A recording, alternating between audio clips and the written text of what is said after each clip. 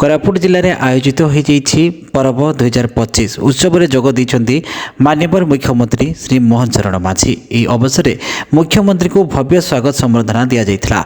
कोरापुट कला संस्कृति और परंपरा को उज्जीवित रखा और प्रचार प्रसार पाई पर्व प्रयास कर सामाजिक और सांस्कृतिक चेतना को जागृत करने सह अनेक लोकायत प्रतिभा को लोकलोचन को आनी माननीय मुख्यमंत्री श्री मोहन चरण माझी जातीय स्तरीय आदिवासी महोत्सव पर्व 2025 अवसर में उद्बोधन देते। एसह मुख्यमंत्री कोरापुट जिलार विकास पाई 545 कोटी 46 विभिन्न जन कल्याणकारी प्रकल्पर उद्घाटन करने सह शिलान्यास करछन्ति।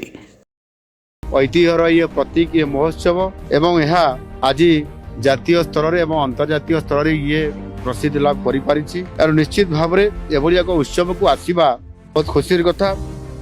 गत वर्ष भाया ए वर्ष बहुत धूमधाम रे ये उत्सव पालन करा जाउछि एवं गत वर्ष 250 रु टिके अधिक एटी स्टॉल दिला ए वर्ष 550 रु अधिक स्टॉल लागिछि। अर्थात ये उत्सव निश्चित भाव में दिन को दिन ये अधिक लोकारण्य हवा सहित अधिक सरस सुंदर करबारे बड़ भूमिका नउछि। दर्शक बंधु आपण माने यूट्यूब रे 24 घंटार अपडेट खबर जानिबा पई यूट्यूब रे टाइप करंतु न्यूज एंड ओडिया। एबे यूट्यूब रे न्यूज एंड ओडिया चैनल उपलब्ध। एतर उपभोग करंतु देखंतु जाडतु 24 घंटार अपडेट खबर।